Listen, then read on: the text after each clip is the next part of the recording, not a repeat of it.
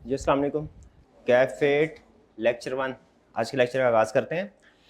सबसे पहले hybrid class room number 4 में अगर मेरी आवाज़ ठीक जा रही है तो एक दफ़ा हाथ उठा दीजिए। हाइब्रिड क्लास रूम नंबर 4, शाबाश। और हाइब्रिड क्लास रूम नंबर 6 में भी अगर आवाज़ ठीक जा रही है तो हाथ उठा दीजिए। हाइब्रिड क्लास रूम नंबर 6 में चलिए, आवाज़ आ रही है उधर, क्लियर है जी। स्टार्ट करते हैं हमारे सेशन का। कैफेट ऑडिट एंड इंश्योरेंस स्प्रिंग 25 का सेशन है। आज इसका पहला लेक्चर है। आज का लेक्चर जो पहला लेक्चर होता है बेसिकली ओरिएंटेशन लेक्चर होता है हमारा। उसमें हम कुछ सब्जेक्ट के बारे में जानते हैं, कुछ प्लानिंग में शेयर किया करता हूँ कि किस तरीके से हम इस सब्जेक्ट को लेके चलेंगे। और ये भी जहन में रखिएगा, इसमें कुछ चीज़ें तो ऐसी हैं जो आप अक्सर सुनते रहे होंगे टीचर से कि इस सब्जेक्ट को पास करना है तो ये करना चाहिए, मेहनत करनी चाहिए, डेली असाइनमेंट करनी चाहिए वगैरह वगैरह। लेकिन कुछ चीज़ें ऐसी होंगी जो कि आपके काम की होगी, पूरे काम की तो सारी होंगी, लेकिन वो सारे सेशन में आप उन कंसेप्ट्स को यूज़ कर रहे होंगे। ठीक है, तो प्लानिंग जो हम आज मैटर डिस्कस करेंगे वो मैटर्स यहाँ उस प्लानिंग के मुताबिक हम पूरे सेशन में चलेंगे। तो इसको अटेंटिव होके सुनिएगा और एंड पे कुछ सब्जेक्ट से रिलेटेड टेक्निकल कंसेप्ट्स भी हम डिस्कस करेंगे। ठीक है, लेकिन आज का जो हमारा लेक्चर होगा ज़्यादातर वो प्लानिंग की डिस्कशन के ऊपर होगा। सबसे पहले इंस्ट्रक्टर का इंट्रोडक्शन। आपका जो पूरा कोर्स है वो इंशाल्लाह मैं ही टीच करूँगा। मेरा नाम मोहम्मद आसिफ है। मैंने सीए क्वालिफाई किया 2008 स्टार्ट में, फिर इसके बाद तकरीबन 1 साल और 2 महीने जिस फर्म में मैंने आर्टिकल्स किए थे उसी के साथ मैनेजरियल लेवल पे जॉब की। फिर उसके बाद टीचिंग प्रोफेशन में शिफ्ट हो गया और तब से अब तक फुल टाइम बेसिस के ऊपर टीचिंग कर रहा हूँ। जो सब्जेक्ट ऑडिट का टीचिंग कैरियर में कुछ सब्जेक्ट्स पहले मैं पढ़ाता था, अब नहीं पढ़ाता, कुछ पहले नहीं पढ़ाता था, अब पढ़ाता हूँ। लेकिन जो ऑडिट का सब्जेक्ट है ये ऐसा सब्जेक्ट है जो मैं पहले सेशन से लेके आज तक पढ़ा रहा हूँ। तकरीबन 15 साल के लगभग हो गए। और इसके अलावा कैफ के साथ साथ सीफैप लेवल पे भी आपका सब्जेक्ट है, यही इसका एडवांस वर्जन है सीफैप 6, वो सब्जेक्ट्स भी मैं टीच करता हूँ। उसका फ़ायदा क्या होता है सीफैप लेवल पे भी अगर टीचर पढ़ा रहा हो कि उमूमी तौर पे आईकैप जो अपनी स्ट्रेटजी चेंज करता है या टेस्टिंग लेवल चेंज करता है या टाइप ऑफ क्वेश्चन जब चेंज करता है ना, तो वो पहले सीफैप लेवल पे टेस्ट करता है। फिर उसके बाद जब हमें अंदाज़ा हो जाता है कि अच्छा सीफैप लेवल में अब इस तरीके से टेस्टिंग कर रहा है, इस तरह की केस स्टडीज़ आ रही है, तो हो सकता है आइंदा आने वाली 1-2 अटैम्प्ट्स में उसी तरह उसी ट्रेंड के साथ वो कैफ पे भी उसको इम्प्लीमेंट करे। और उमूमी तौर पे ऐसे होता है, तो उस तरीके से हमें अंदाज़ा हो जाता है। इसीलिए हम इस सेशन में याद रखें ना सिर्फ ये कि कैफ के पास्ट पेपर्स की प्रैक्टिस करेंगे बल्कि बहुत से सीफैप लेवल के पास्ट पेपर्स की भी प्रैक्टिस होगी। फिर इसके बाद सब्जेक्ट इंट्रोडक्शन। सब्जेक्ट, अच्छा ये सब्जेक्ट आपने बड़े अच्छे तरीके से इसको समझना है। सब्जेक्ट की नेचर समझेंगे ना तो इसको पढ़ना आसान और समझना आसान हो जाता है। सब्जेक्ट की नेचर क्या है? सब्जेक्ट हम अमूमी तौर पे जो स्टूडेंट क्लासिफाई करते हैं वो 2 तरह से होते हैं, थ्योरेटिकल और न्यूमेरिकल। ठीक, ये समझ लीजिए आपका कि ज़्यादातर इसका जो पोर्शन है वो थ्योरी बेस्ड है। कैलकुलेशंस इसमें कुछ जगहों पे 2-3 जगहों पे कैलकुलेशंस हैं, लेकिन ज़्यादातर ये थ्योरी बेस्ड है। लेकिन थ्योरी में इस तरीके से ये सब्जेक्ट पास नहीं होगा कि आपने रटा लगाना है, नहीं, ये सब्जेक्ट रटे वाला हरगिज़ नहीं है। ठीक है, आईकैप में रिप्रोडक्शन के क्वेश्चन आते ज़रूर हैं और कुछ हम याद भी करेंगे, मेमोरी बेस्ड भी है, लेकिन इस सब्जेक्ट का तकरीबन 70% पोर्शन जो है वो केस स्टडी बेस्ड है। तो ये सब्जेक्ट जहन में रखिएगा कि आपका इसको हम कहा करते हैं ये ना थ्योरेटिकल है ना न्यूमेरिकल है, ये है जजमेंटल बेस। इसकी नेचर क्या है? Judgement base. ठीक है, अच्छा इसमें करते क्या ये सुन ले पहले इस कंसेप्ट। अगर मैं एक लफ्ज़ में आपको बताऊं ना कि ऑडिट, जैसे मैं आपसे पूछूं काउंटिंग में आप क्या सीखते हैं, अकाउंटिंग में एक सेंटेंस में मुझे बताइए, एक जुमले, अकाउंटिंग में क्या सीखते हैं? आप कहेंगे सर अकाउंटिंग में हम फाइनेंशियल स्टेटमेंट्स प्रिपेयर करना सीखते हैं। सारी की सारी अकाउंटिंग यही है। क्या है सारी की सारी अकाउंटिंग? फाइनेंशियल स्टेटमेंट्स को प्रिपेयर करना। वो जाहिर है कुछ कॉम्प्लेक्स एरियाज होते हैं, उनमें डिटेल में आप आगे कंसेप्ट या कैलकुलेशन सीखते जाते हैं। उसी तरह इन शॉर्ट अगर हम ऑडिट के बारे में पूछें कि ऑडिट क्या है, तो एक सेंटेंस में से ये कहा जा सकता है कि जो फाइनेंशियल स्टेटमेंट अकाउंटेंट प्रिपेयर करता है उन फाइनेंशियल स्टेटमेंट की वेरिफिकेशन का नाम है ऑडिट। यानी ऑडिट किसको कहते हैं? वेरिफिकेशन ऑफ फाइनेंशियल स्टेटमेंट्स, ये है ऑडिट। अच्छा, अब वेरिफिकेशन कैसे होगी, किस तरीके से होगी, वो हम आहिस्ता आहिस्ता सीखते जाएंगे, ठीक है। लेकिन इन शॉर्ट इस सब्जेक्ट में कैफ 8 में आपने क्या सीखना है? Verification of financial statements. अब जाहिर है फाइनेंशियल स्टेटमेंट्स के डिफरेंट एरियाज होते हैं, सेल्स हैं, परचेजेज हैं, एक्सपेंसेस हैं, एसेट्स हैं, लायबिलिटीज हैं। तो हर एक की वेरिफिकेशन में कुछ ना कुछ तो फर्क होगा। किसी की वेरिफिकेशन किसी तरीके से होगी, किसी चीज़ की वेरिफिकेशन किसी तरीके से। जैसे काउंटिंग में इन्वेंट्री की आप काउंटिंग करते हैं, उसके लिए अलग स्टैंडर्ड है, ये ट्रू है। फिक्स एसेट्स की करते हैं, उसके लिए अलग स्टैंडर्ड है। रेवेन्यूज के लिए अलग है, वगैरह वगैरह। तो उसी तरह हमारे भी ऑडिट में हम डिफरेंट एरियाज की जब वेरिफिकेशन कर रहे होंगे तो उसके डिफरेंट प्रोसीजर्स होंगे, ठीक है। वो हम डिटेल में स्टडी करें। जो चीज़ मैं आपको सबसे अहम प्रोबेबली इस सब्जेक्ट को समझने के हवाले से बताना चाह रहा हूं वो ये है कि इस सब्जेक्ट की नेचर क्या है? जजमेंटल। जजमेंटल का मतलब क्या है? कहता है ये काउंटिंग की तरह नहीं है।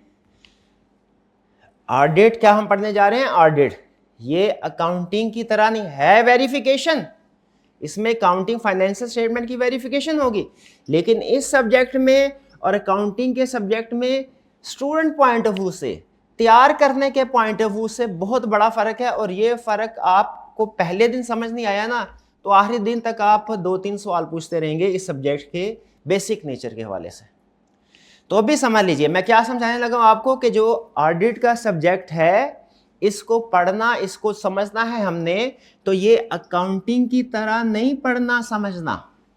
इसकी प्रैक्टिस जो करनी है, इसकी प्रैक्टिस वो काउंटिंग की तरह नहीं होगी। भाई काउंटिंग की तरह नहीं होगी, इससे क्या मतलब है? क्योंकि काउंटिंग यहाँ पे ऑडिट में फोकस होगा एक्शंस के ऊपर, इक्वेशंस के ऊपर नहीं, मैथ के ऊपर फोकस नहीं है।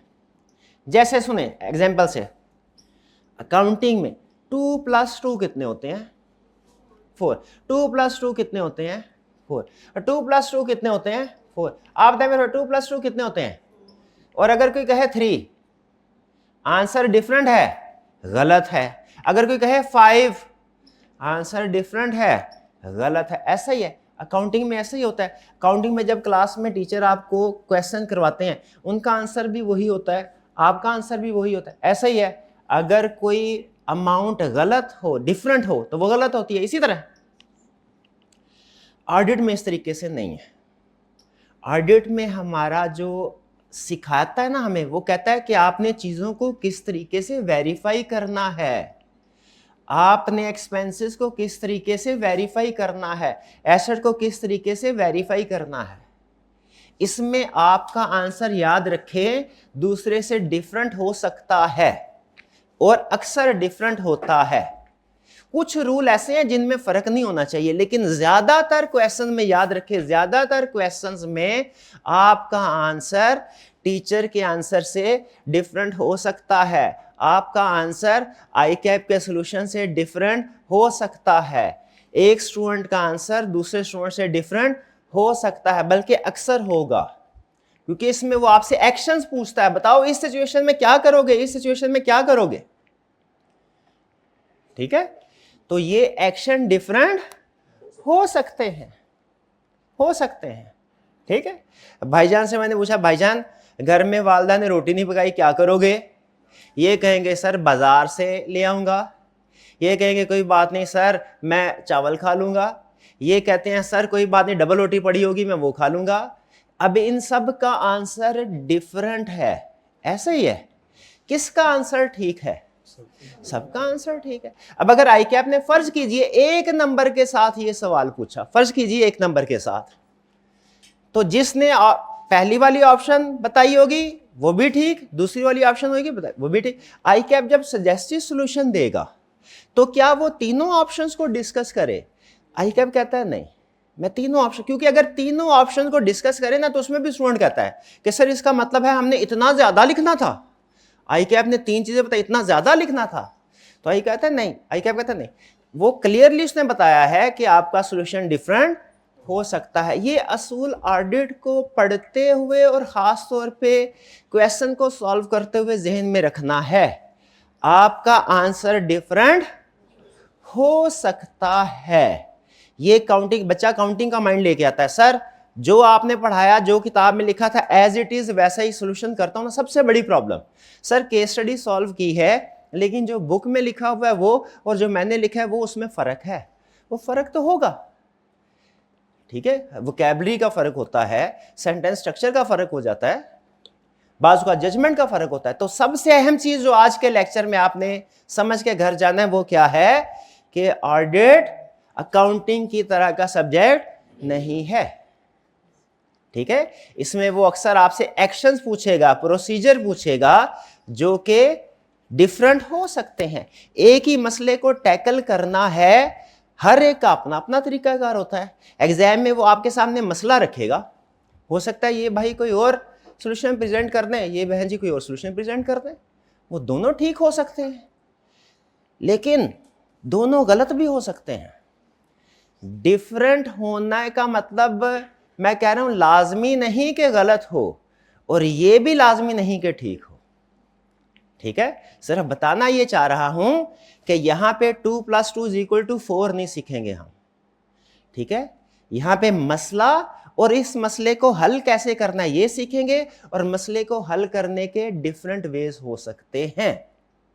अब ये आप जैसे जैसे सब्जेक्ट को सीखते जाएंगे आपको पता चलता जाएगा कि क्या चीज, किस चीज का हमने ध्यान रखना है और किस चीज का हमने, जो प्रॉब्लम है वो हमेशा हमने गलत करना है। वो आपको बाउंड्रीज सिखा दी जाएंगी कि भाई इस बाउंड्रीज के अंदर रहते हुए आपका आंसर डिफरेंट जितना मर्जी हो जाए कोई प्रॉब्लम नहीं है, इस बाउंड्री से बाहर गए तो फिर आपका आंसर गलत होगा, ठीक है जी। तो ये सारी डिस्कशन में सबसे अहम चीज हमने क्या सीखी कि जो हमारा पेपर है ऑडिट का ये जजमेंटल बेस्ड है। इसका मतलब क्या है, ये काउंटिंग की तरह नहीं है कि 2 + 2 हमेशा 4 ही आएगा, इसी तरह का नहीं। वो हमें क्या करेगा, हमें प्रॉब्लम्स देगा, डिफरेंट सिचुएशंस देगा, प्रॉब्लम्स देगा जिसे हम केस स्टडी कहते हैं, और आपसे कहेगा मुझे इसका हल बताओ, एक्शन बताओ, प्रोसीजर बताओ क्या करना है, और वो डिफरेंट हो सकते हैं।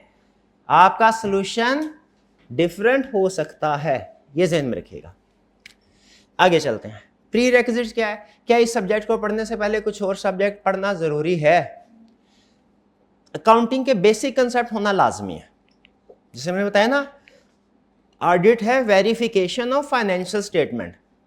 तो अगर आप कोई चीज देखना चाहते हैं कि वो सही है कि नहीं, तो पहले आपको वो चीज बनानी आनी चाहिए, फिर ही देख सकेंगे। ऐसा तो नहीं है कि आपको फाइनेंशियल स्टेटमेंट्स बनानी आती ना हो और आप उनकी चेकिंग करना, वेरिफिकेशन करना शुरू कर दें। इम्पॉसिबल है, कर ही नहीं सकते। तो चूंकि वेरिफिकेशन ऑफ फाइनेंशियल स्टेटमेंट करते हैं इसीलिए हमें अकाउंटिंग के बेसिक कंसेप्ट्स पता होने चाहिए, ठीक है। किताबों में लिखा हुआ है कि जहां पे अकाउंटिंग खत्म होती है ना वहां से ऑडिटिंग शुरू होती है, वेरिफिकेशन का नाम है।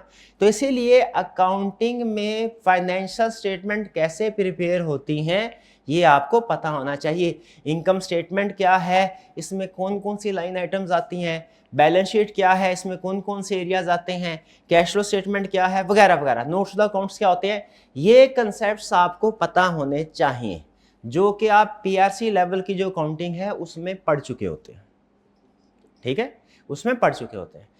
हाँ, 2-3 टॉपिक्स ऐसे हैं हमारे सिलेबस में, कोई अगर फर्ज कीजिए 20-25 के करीब चैप्टर्स हैं ना, तो उसमें 2-3 चैप्टर्स ऐसे हैं जिनमें अकाउंटिंग के कुछ एडवांस कंसेप्ट टेस्ट होते हैं, वो FR1 या FR2, ठीक है। तो वो अगर आपने पढ़े हो तो अच्छी बात है, नहीं पढ़े हो तो प्रॉब्लम कोई नहीं, हम क्लास में उनको डिस्कस करेंगे। तो पीआरसी की अकाउंटिंग तो डेफिनेटली सबने पास की होगी। FR2 पढ़ना आपके लिए लाजमी नहीं है। FR1 क्या 5 है, FR1 कौन सा है? हाँ FR1 ये कैफ1 FR1 या तो आप साथ साथ पढ़ रहे हो या ऑडिट के साथ साथ, या आपने ऑलरेडी इसको पढ़ा हो, ठीक है। FR1 का सब्जेक्ट या तो ऑलरेडी पढ़ चुके हो या साथ पढ़ रहे हो। FR2 और कंपनी लॉ ये पढ़ा होना लाजमी नहीं है। आप अब मैं आपसे पूछना चाहता हूँ, क्लास में कितने ऐसे स्टूडेंट हैं जिन्होंने FAR1 पास किया हुआ, सॉरी FAR1 की अटेम्प्ट दी हुई है या पास किया हुआ है? शाबाश, तकरीबन सारे। और कितने ऐसे हैं जो कि FAR1 ऑडिट के साथ पढ़ रहे हैं? साथ पढ़ रहे हैं, साथ पढ़ रहे तो 2-3, बट ठीक, ये भी ठीक है, ये भी चल सकता है, ये भी चल सकता है, ठीक है। और अगर आपने ऑलरेडी FAR1 की अटेम्प्ट दे दी हुई है और FAR2 अब ऑडिट के साथ पढ़ रहे हैं, ये तो आइडियल कॉम्बिनेशन है, ये तो आइडियल है, ठीक है। लेकिन अगर FAR1 भी पढ़ रहे होते साथ तो थोड़ी सी प्रॉब्लम होती है, 10% के करीब डिफिकल्टी लेवल हाई हो जाता है। तो इस सब्जेक्ट को पढ़ने के लिए FAR1 पढ़ा हो यह बेहतर है, या साथ साथ पढ़ रहे हैं तो डिफिकल्टी लेवल आपका थोड़ा सा हाई हो जाएगा। कुछ जगहों पे काउंटिंग कंसेप्ट्स डिस्कस होंगे, तो जहां पे काउंटिंग कंसेप्ट्स ऑलरेडी अगर आपका नॉलेज होगा, बेस स्ट्रांग होगी, आप आसानी से उसको समझ जाएंगे। नहीं तो क्लास में डिस्कस जरूर होंगे। याद रखिए, हमारे इस ऑडिट के सिलेबस के अंदर कुछ टॉपिक्स ऐसे हैं जो कंपनी लॉ के हैं, कुछ टॉपिक ऐसे हैं जो काउंटिंग के हैं। वो जिन स्टूडेंट्स ने ये सब्जेक्ट पढ़े हों या साथ साथ पढ़ रहे हो ना, उनके लिए तो बहुत आसानी हो जाती है। लेकिन जिन्होंने नहीं भी पढ़ा हुआ, तो वो मेरी जिम्मेदारी है, मेरी रिस्पॉन्सिबिलिटी है, वो कंसेप्ट मैंने आपको क्लास में बताने हैं। लेकिन एक चीज़ और जहन में रखिएगा, वो मैं आपको समझाऊंगा ऑडिट के पॉइंट ऑफ व्यू से। यानी अगर फर्ज कीजिए अकाउंटिंग का कोई कंसेप्ट है, तो वो मैं आपको पूरा स्टैंडर्ड नहीं सिखाऊंगा, सिर्फ उसका उतना हिस्सा जो मेरे ऑडिट में इस्तेमाल होना है, बाकी आप उसको काउंटिंग में ही सीखेंगे। यानी ये नहीं आप कह सकते कि आपने एक टॉपिक ऑडिट की क्लास में पढ़ लिया तो FAR2 में अब उसको पढ़ने की ज़रूरत नहीं है, ये नहीं कह सकते, क्योंकि मैंने उसे सिर्फ अपने ऑडिट के स्कोप के मुताबिक ही समझाना है। नेक्स्ट इसके बाद है जी, यानी मैंने आपको प्री रिक्विजिट में क्या बताया, FAR1 या ऑडिट पढ़ने के लिए या तो FAR1 आपने पहले पढ़ा हो या साथ पढ़ रहे हो। कुछ स्टूडेंट पूछते हैं सर FAR2 हमने नहीं पढ़ा हुआ, क्या हम ऑडिट पढ़ सकते हैं? बिल्कुल पढ़ सकते हैं। कंपनी लॉ नहीं पढ़ा हुआ, ऑडिट पढ़ सकते हैं? बिल्कुल पढ़ सकते हैं। लेकिन जिन स्टूडेंट्स ने अगर ये पढ़ा हुआ है, उनको एक एज मिल जाएगा, एक्स्ट्रा एडवांटेज मिल जाएगा। फिर डिफिकल्टी लेवल क्या है? डिफिकल्टी लेवल इसका है मॉडरेट, डिफिकल्ट नहीं है ये, ठीक है, लेंथी है। इसमें बड़ी प्रॉब्लम, सबसे बड़ी प्रॉब्लम, अगर आप इसका पासिंग परसेंटेज देखेंगे ना, 33% के लगभग है। हमने पिछले 10-12 अटेम्प्ट्स की एवरेज कैलकुलेट की, इसकी पासिंग परसेंट 33%। 33% का मतलब यह है क्लास में अगर 100 स्टूडेंट बैठे हैं, इसमें से 33 पास होंगे, 67 ऑन एवरेज फेल होंगे, ठीक है। हमारी क्लास में भी ऐसे स्टूडेंट बैठे हैं जो फेल होंगे, इस वक्त बैठे हुए हैं। नहीं, क्या सारे पास होंगे? नहीं, कुछ में इंशाल्लाह अल्लाह करे। लेकिन कुछ जाहिर है जो मेहनत करते रहेंगे, देखिए मेहनत करने वाला और मेहनत ना करने वाला वो एक बराबर नहीं होते। तो जो मेहनत करेगा वो इंशाल्लाह पास होगा, और जो मेहनत नहीं करेगा वो, बहरहाल। तो इसमें लेकिन ये है आई कैप की ओवरऑल परसेंटेज। हमारी क्लास की परसेंटेज में भी इससे ज़्यादा हो और में भी इससे कम हो। अगर मैं आपसे ये कहूं कि हमारी क्लास की परसेंटेज 50% है, आई कैप की 33% है पास पेपर की, हमारी क्लास की 50% है, मानेंगे बात? अगर आप मेरी बात मान लेंगे तो आप ऑडिटर नहीं हैं। असूल याद रखिए, हम ऑडिटर जिंदगी में किसी की बात को भी बगैर एविडेंस नहीं मानते, किसी की बात, चाहे वो हमारा कोई क्लोज रिलेटिव क्यों ना हो। बगैर एविडेंस के आइंदा आपने किसी भी, मेरी भी किसी बात को एविडेंस के बगैर नहीं मानना, ठीक है। अच्छा आगे चलते हैं। तो ये 33 लगभग। अच्छा, अगर आप न्यूमेरिकल सब्जेक्ट की परसेंटेज के साथ कंपेयर करें ना, जैसे FAR1 है या FAR2 है, तो उनकी परसेंटेज 40% के लगभग है, इससे ज़्यादा है। इसकी रीज़न क्या है? सुन लीजिए, इसकी रीज़न ये नहीं है, देखें अहम बात, तवज्जो, पासिंग परसेंटेज से ये लगेगा आपको बज़ाहिर कि काउंटिंग की पासिंग परसेंटेज ज़्यादा है, ऑडिट की पासिंग परसेंटेज कम है, इसका मतलब है ऑडिट मुश्किल है, काउंटिंग आसान। ऐसा नहीं है, ऑडिट की निस्बत FAR2 ज़्यादा मुश्किल है, ऑडिट की निस्बत FAR2 लेकिन उसकी पासिंग परसेंटेज ज़्यादा होती है। क्यों ऐसा? मुश्किल सब्जेक्ट की पासिंग परसेंटेज ज़्यादा और मॉडरेट सब्जेक्ट की पासिंग परसेंटेज कम। क्यों? क्योंकि चार्टर्ड अकाउंटेंट है ना, चार्टर्ड अकाउंटेंट लगता है अकाउंटिंग ही सबसे अहम सब्जेक्ट है, चार्टर्ड ऑडिटर तो नहीं है ना। अगर चार्टर्ड ऑडिटर होते तो आपको एक साइकी माइंडसेट बन जाता है ना, तो क्या ऑडिट अहम नहीं, अकाउंटेंट तो और वैसे भी सीए के स्टूडेंट्स को नॉर्मली कैलकुलेशन ज़्यादा पसंद होती हैं, तो उसके ऊपर आप मेहनत ज़्यादा करते हैं और वो टीचर आपसे मेहनत भी ज़्यादा करवाते हैं अकाउंटिंग के। तो हम चूँकि मेहनत कम, ये सब कम स्टूडेंट कम करते हैं, मैं ज़्यादा करवाऊँगा, आप पता नहीं करते हैं कि नहीं। तो इस वजह से याद रखिए ये जो डिफरेंस है पासिंग परसेंटेज का, इसमें सब्जेक्ट का कसूर नहीं है, कसूर स्टूडेंट की प्रैक्टिस का है कि वो प्रैक्टिस कम करते हैं। लिखने में ना जान जाती है, मौत पड़ती है हमें। मुझे याद है मैंने जब CMNT होती थी ना, जो टेस्ट होता था, PPT बोलते थे उसको, तो जब टेस्ट दिया उसमें सारे बिल्कुल अच्छा हो गया। एक क्वेश्चन जो मुझे आता भी था मैंने आधा किया, मेरा दिल ही नहीं किया। वो कोई ऐसे लिखना था, ऐसे लिखना, पहला पैरा लिखा, दूसरा पैरा लिखा, तीसरे पैरे पे आके मेरी बस हो गई। टाइम भी था और मुझे आता भी था लेकिन दिल नहीं कर रहा था। ये एक साइकी होती है। तो घर में बैठ के भी अक्सर आपके साथ ऐसा होगा कि न्यूमेरिकल सब्जेक्ट है, क्वेश्चन है, जब वो टैली होता है ना तो ऑटोमेटिकली मोटिवेटेड हो जाता है बंदा कि अगला सवाल भी करना है, ये BRS टैली होगी, आंसर आ गया, बैलेंस शीट टैली होगी, अगला क्वेश्चन भी करते हैं। लेकिन ऑडिट में एक तो थ्योरी लिखने में प्रॉब्लम होती है, अपने आप को कन्विंस करना पड़ता है कि मैंने ये क्वेश्चन केस स्टडी भी सॉल्व करने हैं। और फिर जब आप केस स्टडी सॉल्व करते हैं तो आपका सोल्यूशन बुक के सोल्यूशन से डिफरेंट आ जाता है।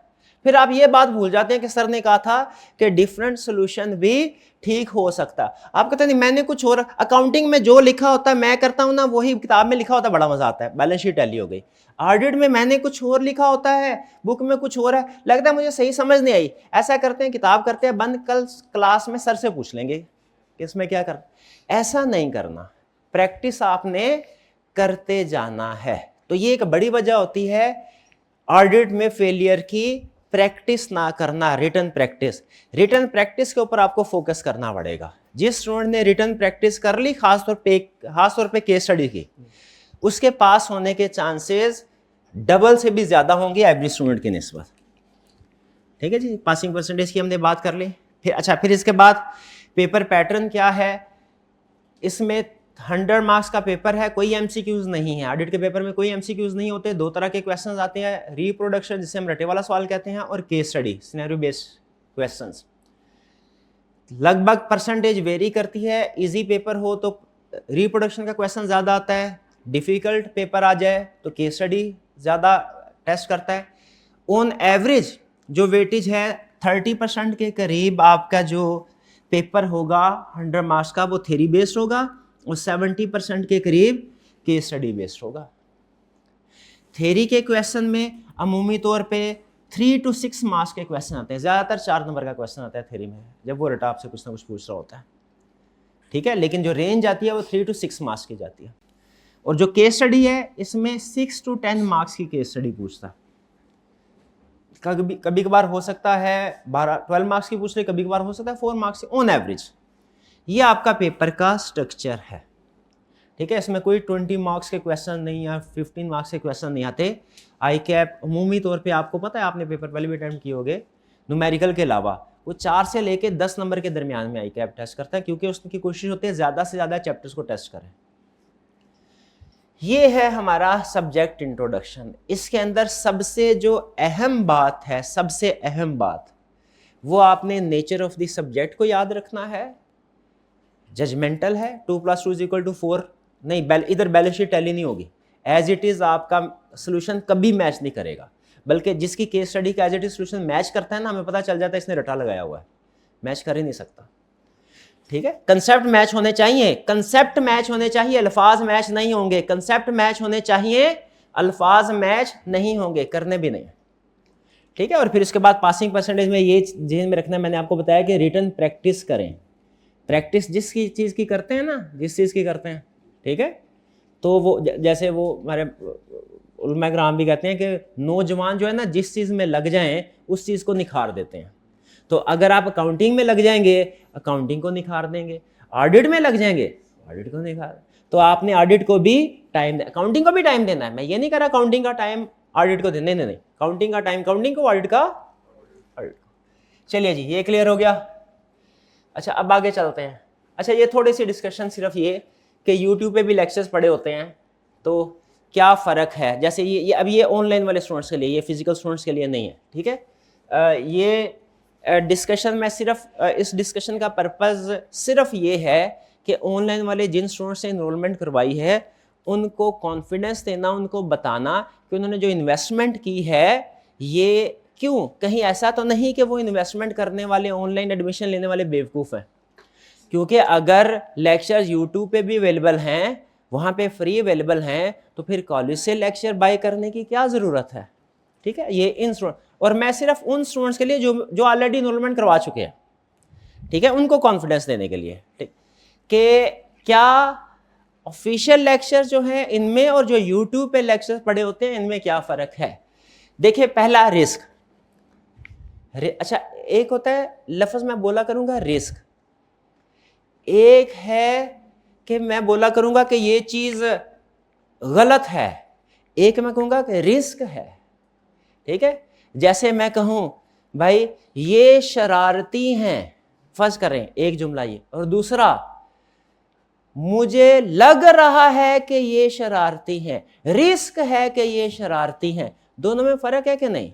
जब मैंने बोला शरारती हैं इसका मतलब है मैं कन्विंस्ड हूं कि ये शरारती हैं, ठीक है, डाउट नहीं है इसमें कोई। लेकिन जब मैं बोलता हूं ना रिस्क है कि ये शरारती हैं, इसका मतलब क्या हुआ कि मुझे शक है, कन्फर्म नहीं है, शक है। तो जब चीजें कन्फर्म होंगी ना, जब हम ऑडिट कर रहे होंगे ना, ऑडिट के दौरान में जब हमें कन्फर्म होगा कि फाइनेंशियल स्टेटमेंट्स में कोई गलती है, तो हम बोलेंगे there is misstatement in financial statement. क्या बोलेंगे? There is misstatement in financial statement. लेकिन जब हमें कंफर्म नहीं होगा, शक होगा, कंफर्म नहीं होगा, हम क्या बोलेंगे? There is risk of misstatement in financial statement. क्या बोलेंगे? There is risk of misstatement in financial statement. हाँ, तो YouTube वाले लेक्चर्स में देयर इज ए रिस्क, क्या कि वो आउटडेटेड हो सकते हैं, कंफर्म नहीं है। वो डिपेंड करता है सिलेबस चेंज हुआ कि नहीं, पैटर्न चेंज हुआ कि नहीं, टाइप्स ऑफ क्वेश्चन चेंज हुए कि नहीं हुए, उन पे डिपेंड करता है। ठीक है, तो एक रिस्क ये होता है यूट्यूब, वो आउटडेटेड हो सकते हैं, आपको पूरा सेशन फिर पूछना पड़ता है कि कोई चेंज तो नहीं आ गया, कोई चेंज तो नहीं आ गया। ठीक है, लेकिन अगर आप ऑफिशियली चैनल से आते हैं तो आपके टीचर की जिम्मेदारी हो जाती है। ICAP ने आखिरी महीने, आखिरी हफ्ते भी कोई चेंज किया ना, तो वो मेरी जिम्मेदारी है, मैं वो आपको बताऊंगा, आपके साथ शेयर करूंगा। ठीक है, लेकिन जो यूट्यूब स्टूडेंट्स होते हैं उनके लिए रिस्क होता है कि सिलेबस चेंज हो सकता है। सिलेबस चेंज ना भी हो, जैसे इस स्टैंड में सिलेबस चेंज नहीं हुआ, इस स्टैंड में सिलेबस वही है जो पिछले स्टैंड वाला है। लेकिन अगर आप टाइप्स ऑफ क्वेश्चन का एनालिसिस करें ना, एग्जामिनर की स्ट्रेटजी, इसमें डिफरेंस आ जाता है। सेम टॉपिक को बहुत से तरीकों से, बहुत से लेवल पे टेस्ट किया जा सकता है। ठीक है, तो वो टेस्टिंग स्ट्रेटजी ICAP की चेंज हो, और ये पिछले कुछ अरसे से चेंज हो रही है, और दूसरे सब्जेक्ट्स में भी आप देखते होंगे शायद। फिर इसके अलावा 5 रुपए की डिस्कशन, लेटेस्ट क्वेश्चन आपको अवेलेबल होंगे, डिस्कशन अवेलेबल होगी रिसेंट अटेम्प्ट की। ठीक है, तो एक रीजन ये, एक फर्क ये है यूट्यूब वाले और ऑफिशियल। फिर इसके बाद कोई एडिशनल स्टडी मटेरियल यूट्यूब वाले को नहीं मिलता। एडिशनल स्टडी मटेरियल क्या है? ये कुछ प्रीमियम रिसोर्स होंगे, ये मैं अभी आपके साथ शेयर नहीं करूंगा क्या है, ये आपको दिखाऊंगा, अभी ज़बानी कलामी बताऊंगा, आपको समझ नहीं आएगी ये क्या चीज़ है और उसकी अहमियत क्या है। जब तक आप उस चीज़ को देखने लेंगे, प्रैक्टिस नहीं कर लेंगे, तब तक आपको उसकी समझ। लेकिन ये है सिर्फ नाम बता रहा हूँ, माइंड मैप होंगे, गोल्डन स्टेटमेंट्स होंगी, टेस्ट योर अंडरस्टैंडिंग है, ब्रेनस्केप है, 24/7 ये इंस्ट्रक्टर है, गेमिफिकेशन है, वगैरह वगैरह। ठीक है, ये सारे रिसोर्सेज आप लोगों के साथ शेयर किए जाएंगे, उनके साथ हो सकता है बल्कि नहीं किए जाएंगे ज़ाहिर है यूट्यूब। फिर इसके बाद टीचर के साथ इंटरेक्शन नहीं कर सकते, कोई प्रॉब्लम आ जाए। वैसे हम टीचर की कोशिश ये होती है कि लेक्चर के दौरान में आपके क्वेश्चंस हम बिल्ड कर लें, ठीक है, क्योंकि एक्सपीरियंस है, जो एक्सपीरियंस टीचर होता है ना उसको एक्सपीरियंस से अंदाज़ा हो जाता है कि कौन सी एग्जाम्पल जो है वो बच्चे समझते हैं और कौन सी एग्जाम्पल जो है उसमें प्रॉब्लम आती है। मैं जब अपने टीचिंग करियर के स्टार्ट में था तो सम टाइम कुछ एग्जाम्पल ऐसे बच्चों को समझ नहीं आती थी, फिर आहिस्ता आहिस्ता मुझे अंदाज़ा हो गया ये एग्जाम्पल दें तो इस जगह पे ये एग्जाम्पल देनी है, इस जगह पे वगैरह वगैरह। वो ऊँच नीच होती है ना, बड़ी टीचिंग के बड़े चोर स्विच होते हैं जो कि एक्सपीरियंस से पता चलते हैं आपको। तो फिर पता चल, तो हमने ऑलरेडी क्वेश्चंस के आंसर लेक्चर में बिल्ड किए होते हैं, लेकिन फिर भी हो सकता है, नेचुरल है कि आपके जहन में कोई ना कोई क्वेश्चन ऐसा आ जाए जो कि आपको कोई पॉइंट समझ नहीं आया, तो आप जाहिर है अगर आप अटैच्ड हैं टीचर के साथ तो आप वो क्वेश्चन पूछ सकते हैं, वरना यूट्यूब से ये ऑप्शन अवेलेबल नहीं होती। और फिर सबसे अहम चीज़ जो मेरे ख्याल में सबसे, वो क्या है, टेस्टिंग और फीडबैक नहीं मिलता आपको। याद रखें, टीचिंग वन वे कम्युनिकेशन नहीं होती, ये टीचिंग है। टीचिंग में और लेक्चर लेने में और मूवी देखने में फ़र्क है। सबसे बड़ा फ़र्क तो यह है कि मूवी इंटरेस्टिंग होती है, लेक्चर इंटरेस्टिंग होते ही नहीं, बोरिंग होता है, सबसे बड़ा। दूसरी अहम चीज़ ये है कि मूवी होती है वन वे कम्युनिकेशन, आपने उसमें कोई इंटरेक्ट नहीं करना होता, लेकिन लेक्चर जो है ये टू वे कम्युनिकेशन है। ये टीचर टू स्टूडेंट कम्युनिकेशन भी है, स्टूडेंट टू टीचर कम्युनिकेशन में। मैं जो कुछ पढ़ा रहा हूँ मुझे पता होना चाहिए। मैं आपसे पूछूंगा ना लेक्चर एंड में, मैं जितना मर्जी फारग लेक्चर दे जाऊँ, आपसे एंड में पूछूंगा ना समझ आई कि नहीं आई, आपने यही कहना आई। जिनको समझ नहीं आई वो ज़्यादा से ज़्यादा चुप कर जाएंगे, कुछ नहीं बोलेंगे, ठीक है। लेकिन रेयर है कि कोई स्टूडेंट ये कहे कि सर समझ नहीं है मुझे, तो मुझे पता होना चाहिए। अब मैंने अगर इफेक्टिवली आपको पढ़ाया, आपको समझ आई कि नहीं आई, ये मुझे इस चीज़ का पता कैसे पता चलेगा? आपके टेस्ट से। टेस्ट अटेम्प्ट करेंगे मुझे पता चलेगा बात समझ आई।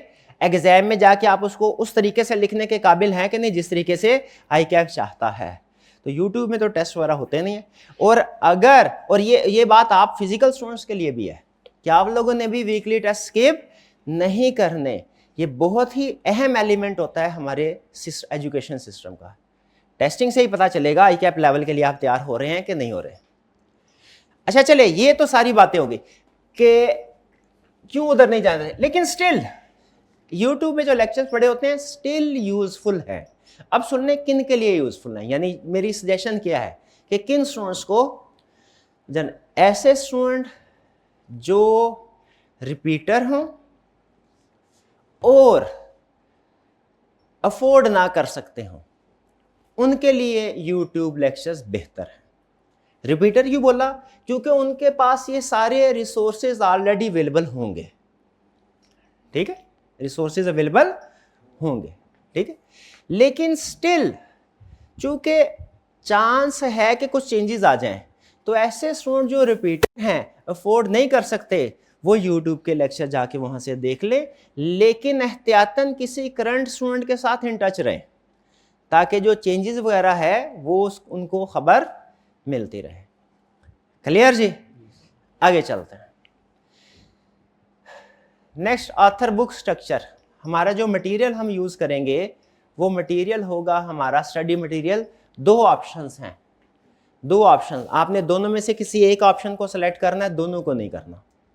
दोनों में से किसी एक ऑप्शन को सिलेक्ट, या तो आप हमारी वाली बुक्स को यूज़ कर लें या आप ICAP की बुक्स को यूज़ कर लें, ठीक है। असल में हमने जो बनाई है वो ICAP की बुक के ही समराइज्ड और सिंप्लीफाइड वर्जन है। कंसेप्ट्स दोनों में सेम है, कंसेप्ट्स दोनों में ठीक है, बस हमारी कोशिश यह है कि थोड़ा स्टूडेंट फ्रेंडली स्टाइल में और एग्जाम फोकस्ड होके मटेरियल को प्रेजेंट किया जाए, वरना दोनों में से किसी भी सेट को आप चूज़ कर लें, दोनों ही करेक्ट हैं। तो आज आपने फैसला करना है अगले 1-2 दिन में कि कौन से वाले मटेरियल को आपने यूज़ करना है। दोनों बुक के 2-2 सेट हैं, ICAP की बुक का भी और हमारी बुक का भी। जो पहली बुक है उसमें नोट्स होते हैं, कंसेप्ट्स होते हैं, और जो दूसरी बुक है उसमें प्रैक्टिस क्वेश्चंस होते हैं, पास्ट पेपर के और कुछ दूसरे। ICAP का भी इसी तरह, हमारा भी इसी तरह। हमारी बुक में हम कहते हैं उसको वॉल्यूम 1 और वॉल्यूम 2, और ICAP के सेट में हम कहते हैं स्टडी टेक्स्ट और क्वेश्चन बैंक। यानी हमारा वॉल्यूम 1 और ICAP का स्टडी टेक्स्ट ये सेम है, और हमारा वॉल्यूम 2 और आई कैप का क्वेश्चन बैंक ये सेम है, ठीक है। लेकिन मेरी सजेशन ये है, अब ये ऑप्शन दोनों आपके पास, अब मेरी रिकमेंडेशन, बुक आप हमारी वाली यूज कर ले, लेकिन साथ साथ आई कैप का जो स्टडी टेक्स्ट है मैं रेफरेंस साथ साथ दिया करूंगा, उसको सिर्फ रीड किया करना है रोज, जो जो मैं रेफरेंस दिया करूंगा, जो जो पैराग्राफ मैं आपको बता दिया करूंगा, आज हमने ये पैराग्राफ, इस चैप्टर का ये पैराग्राफ स्टडी किया, सिर्फ रीड करना है, याद नहीं करना। याद कहां से करना है? हमारी बुक में से, ठीक है। ये मेरी रिकमेंडेशन। तो हमारी बुक जब आप यूज करेंगे, इसका स्ट्रक्चर क्या होगा?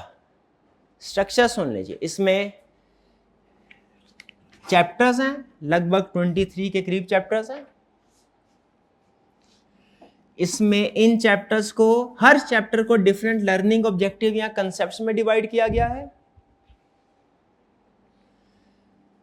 अच्छा, ये जो बुक है ये 14th एडिशन है, ये लास्ट अटेम्प्ट वाला एडिशन है, 14th।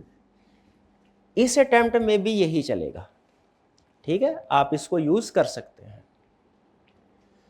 तो जी जो उससे पहले वाला 13th एडिशन वो भी चल सकता है, लेकिन आपको फिर कंपैरिजन करना पड़ेगा, कुछ चेंजेस हैं तो वो नोट कर लीजिएगा क्या चेंजेस हैं, ठीक है। वो एक दिन बैठ के ना 13th एडिशन और 14th एडिशन को कंपेयर कर लीजिएगा क्या चेंजेस हैं, वो आपको अंदाजा हो जाएगा।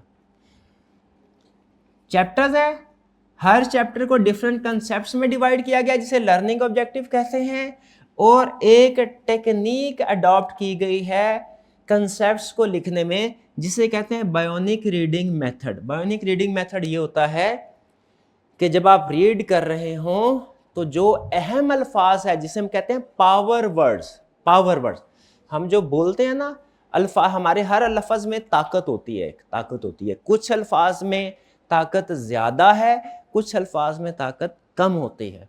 कुछ वर्ड्स में नेगेटिव पावर है, कुछ वर्ड्स में पॉजिटिव पावर है। कोई बंदा कभी हमारी तारीफ करता है, सारा दिन हम खुश रहते हैं। कभी चलते चलते, और कभी ऐसा होता है वो दो लोग लड़े होते हैं, एक दूसरे को गालम गलोच कर रहे होते हैं, वो सुन के सर दर्द शुरू हो जाता है। तो ये किस वजह से है? क्योंकि अल्फाज में पावर है।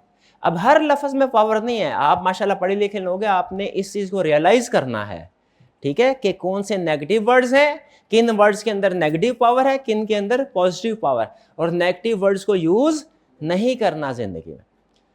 तो यहां पे भी जो हमारे एग्जाम पॉइंट ऑफ व्यू से पावर वर्ड्स होंगे ना, एक सेंटेंस में सारे अल्फाज वीकली इंपॉर्टेंट नहीं होते। तो जो पावर वर्ड्स होंगे जिनको समझना आपके लिए जरूरी, उनको हमने बोल्ड कर दिया। बोल्ड समझते हैं ना, थोड़ा गहरा कर दिया, ठीक है, वो बोल्ड।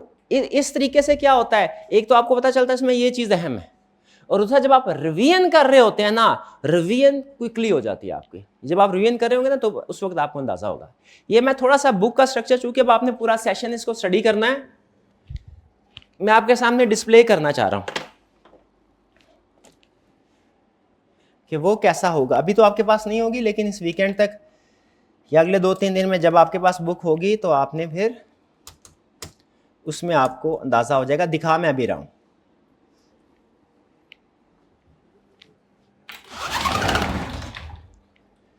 जी अभी डिस्प्ले हो जाता है, पॉज कीजिएगा। जी ये चैप्टर आपके सामने है, देखें। सबसे पहले चैप्टर 1, ये चैप्टर का स्टार्ट है। हर चैप्टर के स्टार्ट में नंबर लिखा होगा, टाइटल लिखा होगा। फिर इसके बाद देखिए ये लर्निंग ऑब्जेक्टिव है। अच्छा, अगर तो किसी स्टूडेंट ने इससे पहले मुझसे कोई सब्जेक्ट पढ़ा है और उसकी बुक को यूज़ किया है, उन्हें स्ट्रक्चर का अंदाज़ा होगा। लेकिन जो नए स्टूडेंट हैं उनके लिए मैं ये बताना चाह रहा हूँ, चैप्टर के अंदर कितने कंसेप्ट हैं हमने उनको कुछ हिस्सों में डिवाइड कर दिया। इस चैप्टर के अंदर 3 कंसेप्ट है। किसी चैप्टर में हो सकता है 5 कंसेप्ट हो, किसी चैप्टर में हो सकता है 8 कंसेप्ट हो। चैप्टर टू चैप्टर वेरी करेगा।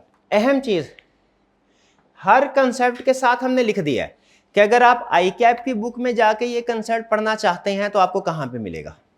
ये आई कैप की बुक का रेफरेंस है, ठीक है। जैसे ये क्या लिखा हुआ है, पैराग्राफ नंबर 1.2, 1.4, 5.1 चैप्टर 1। यानी अगर आपने इसी कंसेप्ट को आई कैप की बुक से जाके पढ़ के देखना है कि पता नहीं सर ने सही पढ़ाया कि नहीं पढ़ाया, कोई सर ने कोई चीज़ छोड़ तो नहीं दी, ठीक है। ऐसा ही है ना भाई, एविडेंस ज़रूरी है ना। मैं कह दूंगा मैंने आई कैप की बुक सारी पढ़ा दी, काफ़ी तो नहीं है। आपको खुद भी ये चेक करना है वाकई मेरी बात ठीक है, किंतु कैसे चेक करेंगे? ICAP की बुक से पढ़ के।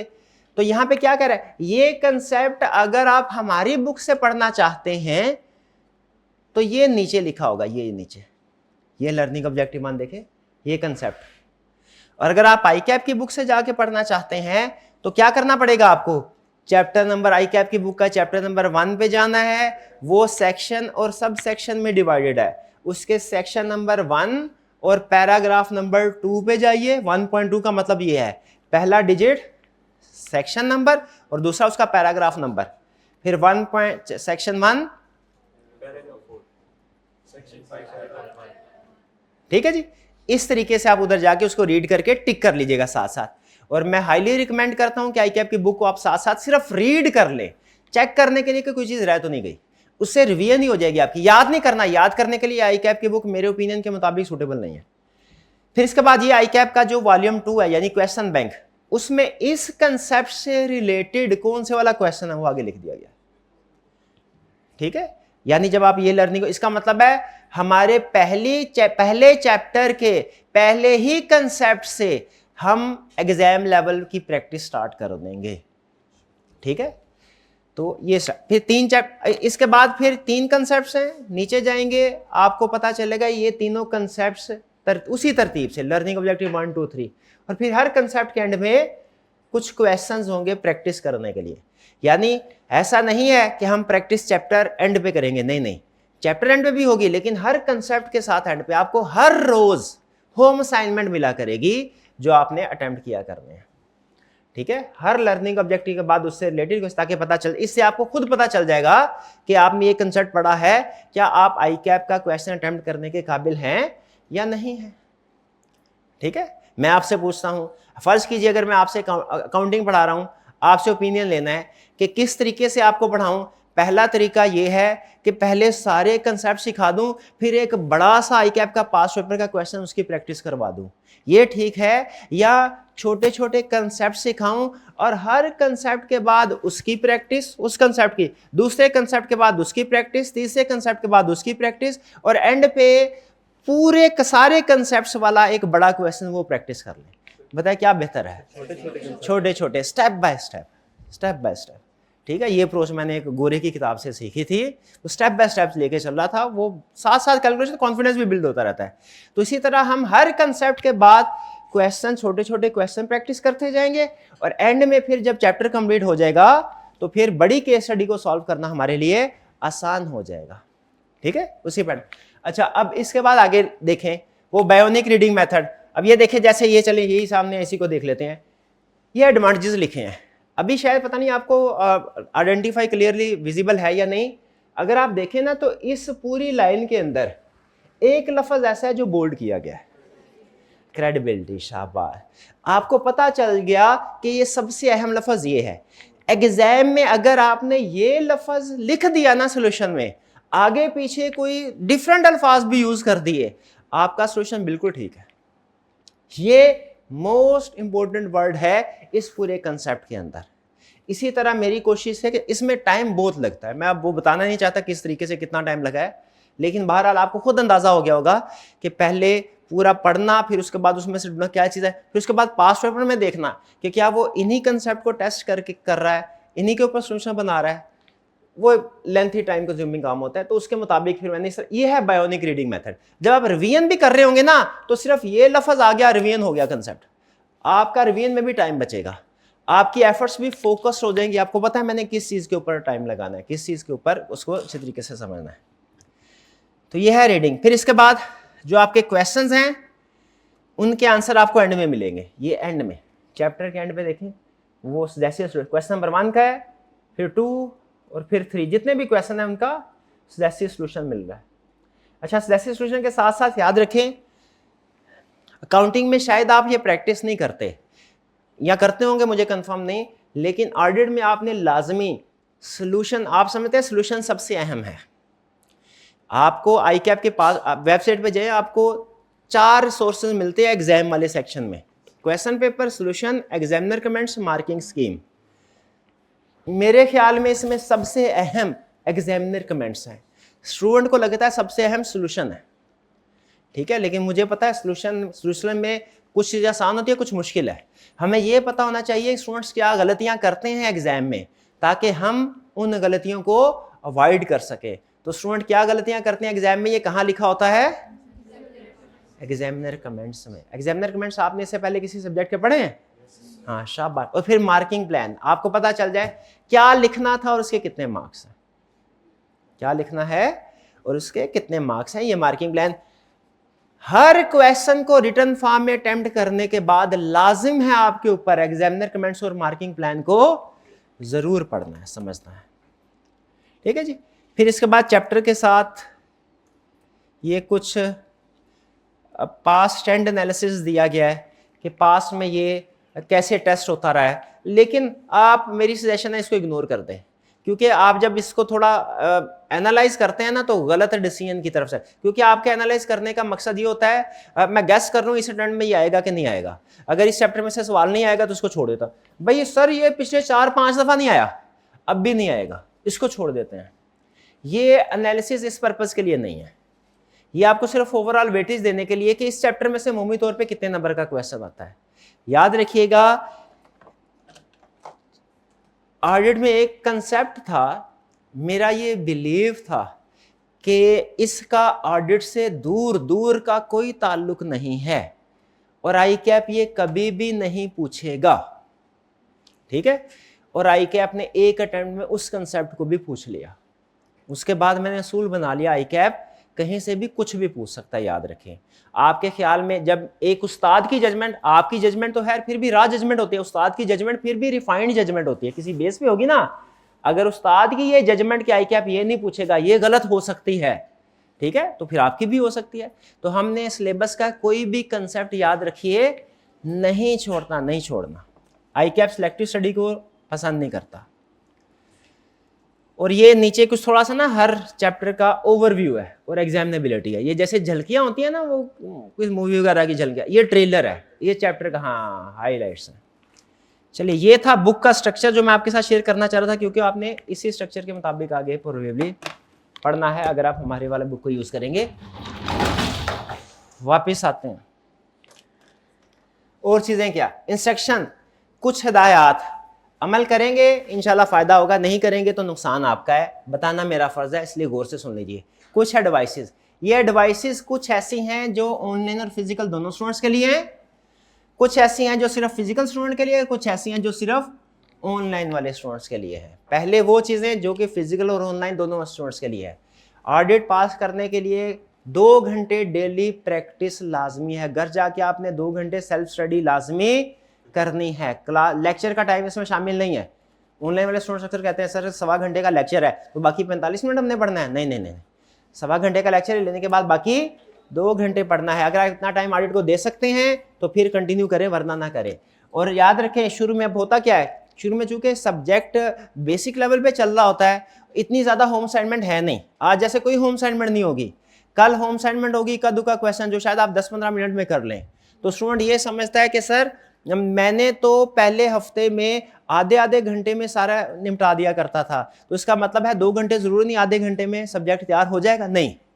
ये 2 घंटे आपको पूरे सिलेबस को सामने रख के मैं कर, पहले दूसरे चैप्टर में हो सकता है 1 घंटे 1.25 घंटे के अंदर आप ऑडिट की असाइनमेंट वगैरह तैयार कर लें, लेक्चर तैयार हो जाए। लेकिन जैसे जैसे ऑडिट आगे जाएगा आपको ज्यादा टाइम लगाना पड़ेगा। तो ऑन एवरेज 2 घंटे डेली सेल्फ स्टडी लाजमी पढ़ना है, और ये रोज का रोज पढ़ना है, रोज का रोज पढ़ना ज्यादा अहम है, ठीक है। कंसिस्टेंसी ज्यादा अहम होती है क्वांटिटी से। आखिरी हफ्ते में एक दिन 14 घंटे पढ़ना वो आपको आउटकम नहीं देगा जो कि डेली 2 घंटे पढ़ना देगा। और सबसे अहम, दूसरी सबसे पहली सबसे अहम चीज आज मैंने आपको क्या बताई थी, ये नेचर। दूसरी सबसे अहम चीज, मोबाइल फोन पढ़ाई के दौरान नहीं, आपके पास भी नहीं होने चाहिए, बैग में भी नहीं होने चाहिए। मोबाइल फोन के बारे में रिसर्चर कहते हैं मोस्ट डिस्ट्रैक्टिंग डिवाइस है, ये सबसे ज्यादा आपकी अटेंशन डिस्ट्रैक्ट करती है मोबाइल, और इसमें इतनी नेगेटिव पावर है, आप इसको अपने बैग में भी रख देंगे ना, फिर भी थोड़ी थोड़ी देर बाद अटेंशन जाएगी, चेक करूं कोई अहम मैसेज तो नहीं आया, कोई कॉल तो नहीं आई है, तो ये आपके सबसे ज्यादा स्टूडेंट के लिए नुकसानदेह है। खास तौर पे स्टडीज के दौरान में आपने मोबाइल को साइड पे रखना है, ऑफ करना है। फिर इसके बाद रिकमेंडेशन क्या है कि अब आपने ये सब्जेक्ट जब पढ़ना, ऑडिट इसके लिए रिकमेंडेड टाइम है मॉर्निंग का। वैसे हर स्टूडेंट का अपना टाइम होता है, कुछ स्टूडेंट इवनिंग में कंफर्टेबल है, कुछ मॉर्निंग, जैसी आपकी प्लानिंग है वो चले। जनरल सजेशन ये दे रहा हूँ मॉर्निंग में, क्योंकि जो थ्योरेटिकल सब्जेक्ट होता है ना, ये जो जजमेंटल सब्जेक्ट होता है ऑडिट वगैरह का, इसके लिए फ्रेश माइंड का होना जरूरी है। मॉर्निंग में आपका माइंड फ्रेश होता है, आप आसानी से पढ़ लेते हैं, समझ लेते हैं, ठीक है। इवनिंग में आप एग्जॉस्ट हुए होते हैं, इवनिंग में शोर शराबा भी ज्यादा होता है, वहां पे फोकस होकर पढ़ना मुश्किल होता है। तो सुबह का वक्त फजर से 2 घंटे पहले या 2 घंटे बाद, एक दो बेहतरीन वक्त है ऑडिट के लिए। कोशिश करें कि वो वाला टाइम निकाल लिया करें, ठीक है जी। फिर इसके अलावा अक्सर आपने भी देखा होगा कि जब न्यूमेरिकल का क्वेश्चन कर रहे होते हैं ना, आप ज्यादा फोकस्ड होते हैं उसमें। बाज़ का ऐसा होता है दाएं बाएं कुछ चीजें चल रही होते हैं, आपको एहसास भी नहीं होता। लेकिन जो थ्योरेटिकल होता है ना, उसके लिए आपको फोकस बनाना पड़ता है। वीकली टेस्ट आपने जरूर अटेम्प्ट करने हैं, सिलेक्टिव स्टडी हरगिज नहीं करनी। संडेज को रिवीजन करनी है, एक दिन हफ्ते में रखें जिसमें पिछला पूरा चैप्टर, जितने भी चैप्टर पढ़े हैं वो तैयार कर लें। ऐसी गलती नहीं करनी कि चैप्टर 1 एक दफा रिवाइज कर पढ़ लिया, समझ आ गया, असाइनमेंट भी कर ली, चैप्टर 2 भी कर लिया, उसके बाद आखिरी महीने जाके करेंगे चैप्टर 1 2। नहीं नहीं, पीरियोडिक रिवीजन करना जरूरी है, वरना एंड तक पहुंचते पहुंचते आपको शुरू के चैप्टर्स वॉश हो जाएंगे, ठीक है। एजुकेशनल साइंटिस्ट ये कहते हैं जो चीज आप सीखते हैं ना, विद इन 24 आवर्स आपने रिवाइज करनी है, वरना 50% भूल जाएंगे। आज का लेक्चर अगर आप घर जाके रिवाइज नहीं ना करते, कल आपको सिर्फ आधी बातें याद होंगी। और अगर with in 7 days second revision ना करें तो फिर भी आप भूल जाएंगे। इसीलिए जब भी असूल बना ले, कोई भी नई चीज सीखे, 2 रिवीजन आपने लाजमी करनी है। पहली रिवीजन विद इन 24 आवर्स और दूसरी रिवीजन विद इन 7 डेज, फिर आपका वो कंसेप्ट पक्का होगा। तो हर संडे को आपने जितने भी स्टार्ट से लेके उस दिन तक चैप्टर्स या कंसेप्ट पढ़े हैं उनकी रिवीजन करनी है। ये सेशन दोनों तरह के स्टूडेंट्स के लिए, फिजिकल स्टूडेंट्स के लिए क्या सेशन है, रेगुलर और पंक्चुअल होना है, आपने छुट्टी नहीं करनी। हमारा सिलेबस बहुत ज़्यादा है, दिन बहुत कम है, 100 के करीब लेक्चर्स हैं और इसमें 250 के करीब कंसेप्ट्स हैं। और मसला कंसेप्ट्स का भी नहीं है, 2-3 कंसेप्ट्स एक दिन में पढ़ाए जा सकते हैं। मसला ये है आपने ऑडिट की बेस है ही नहीं, वो मुझे ज़ीरो से स्टार्ट करनी है, ठीक है। ये मैं अभी आपके साथ शेयर करता हूँ इस बात को। बहरहाल रेगुलर का मतलब क्या है, रोज। पंक्चुअल का मतलब क्या है, टाइम पे आना। खास तौर पे सर्दियां आने वाली आगे, इसमें सुबह उठना मुश्किल होता है, वाकई मुश्किल होता है, इसमें कोई दूसरी बात नहीं है, ठीक है। लेकिन जाहिर है अगर आपका कोई मकसद ऑब्जेक्टिव है ज़िंदगी में बनाना, उसके लिए कुर्बानी तो देनी पड़ेगी। तो सर्दियों में सुबह नींद की कुर्बानी देना बहुत मुश्किल है, लेकिन ये करना पड़ेगा, ठीक है। अटेंटिव इन क्लास, क्लास में अटेंटिव हो गए। क्वेश्चन जरूर पूछते रहे जहां पे समझ ना आए, देखिए उस्ताद के एक्सपीरियंस की वजह से अंदाजा जरूर हो जाता है कि बच्चे के जहन में किस जगह पे क्या सवाल आता है। लेकिन बहरहाल अगर आपके जहन में कोई भी क्वेश्चन आपके दिमाग में घुस नहीं सकता, वो आपने मुझे बताना है कि सर हमें ये चीज़ समझ नहीं आई। तो कोई भी चीज़ अगर आपको समझ नहीं आई, आप बेफिक्र होकर 1 दफ़ा 2 दफ़ा 5 दफ़ा 10 दफ़ा पूछे। ये मेरी जिम्मेदारी है कि जब तक आपको वो चीज़ समझ ना आए मैं आगे ना जाऊँ, ठीक है। तो क्वेश्चन ज़्यादा से ज़्यादा पूछेगा, लेकिन क्वेश्चन पूछने का अप्रोप्रिएट टाइम है, वो टाइम मैं आपको दूंगा, फिर उसमें आपने क्वेश्चन पूछने हैं। चलते हुए लेक्चर में क्वेश्चन ना पूछिएगा, ठीक है। मैं अक्सर जब हम कंसेप्ट स्टडी कर रहे होंगे ना, अभी ये तो बेसिकली कंसेप्ट नहीं है, ठीक है, कंटिन्यूस डिस्कशन है कंसेप्ट। तो मैं जब आपको किसी कंसेप्ट जगह पे देखूंगा, कोई चेक पॉइंट लग गया है, वहां पे रुक के आपसे पूछूंगा यहाँ पे कोई क्वेश्चन है तो पूछ लीजिए। जैसे अभी मैं यहाँ पे रुक के अब आपसे पूछ लेता हूँ। ओरिएंटेशन में अभी तक हमने जो भी चीज़ें पढ़ी हैं, डिस्कस की हैं, उसमें से कोई सवाल पूछना चाहते हो तो पूछ लीजिए, शाबाश। हाइब्रिड क्लास में से कोई सवाल हो तो पूछ लें। अच्छा, हाइब्रिड क्लास में से कोई सवाल यूं ही पूछ लीजिए, मुझे पता चले माइक वगैरह चल रहा है, कम्युनिकेशन सही है कि नहीं हमारी। हाइब्रिड क्लास रूम नंबर 6 में से कोई क्वेश्चन पूछिए।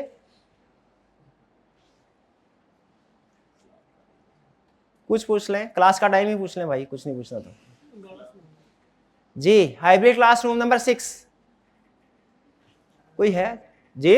थोड़ा सा ऊंची बोलिएगा अभी तक। और रूम नंबर 4 थोड़ा सा ऊंची बोलिएगा भाई, माइक, ये भाई को बताएं माइक को जिस जगह पे रखना होता है ना माइक को भाई।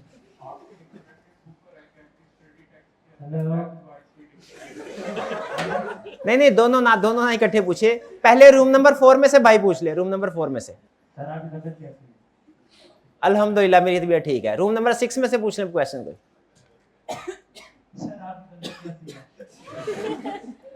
ये 6 वाला ही था। रूम नंबर 4 में से पूछ ले क्वेश्चन।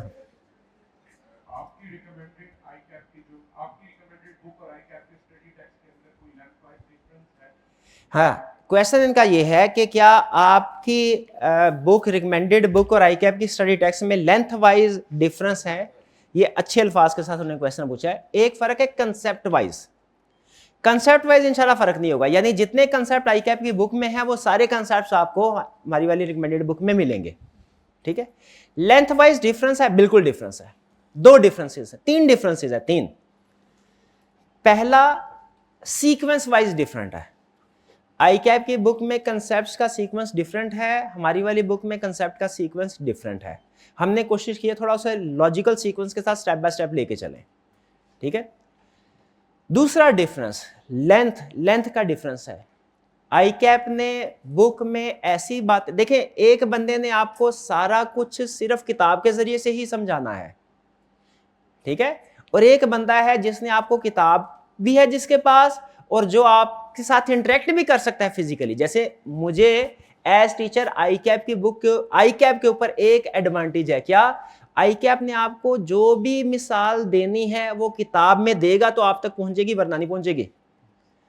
तो आईकैप की बुक में कंसेप्ट्स भी हैं और उनकी कुछ एक्स्ट्रा एक्सप्लेनेशन भी है जो अंडरस्टैंडिंग के लिए जरूरी है, एग्जाम पॉइंट ऑफ व्यू से जरूरी नहीं है।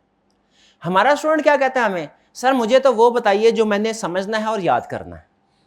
तो हमने क्या करते हैं फिर, आईकैप की बुक में जो एक्स्ट्रा चीजें हैं उसको अलग कर दिया, जो उसका कोर है कंसेप्ट का, जो पास पेपर में वो टेस्ट करता है या जो केस स्टडी में यूज होना है, उसको हमने बुक में इंक्लूड कर दिया।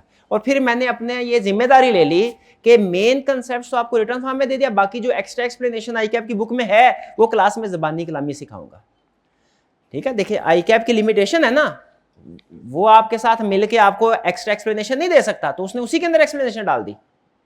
लेकिन मुझे पता है कि मैं एक्सप्लेनेशन आपको अलग से समझा सकता हूं, तो एक्स्ट्रा चीजें इसलिए हमारी बुक में आपको नहीं मिलेंगी, एक्स्ट्रा एक्सप्लेनेशन वो क्लास में होगी। क्लियर? 2 फर्क, पहला सीक्वेंस का फर्क, दूसरा लेंथ का फर्क, तीसरा वोकैबुलरी का फर्क। असल में वो जो किताब है ना वो टेक्निकली बिल्कुल ठीक है, लेकिन वो जो मेरी असेसमेंट है, जो मेरा ख्याल है वो बनाई है गुरु ने। और जो यूके का फर्ज कीजिए स्टूडेंट है ना, उसका वोकैबुलरी लेवल डिफरेंट है, उसका सेंटेंस स्ट्रक्चर, सेंटेंस बनाने का तरीका डिफरेंट है।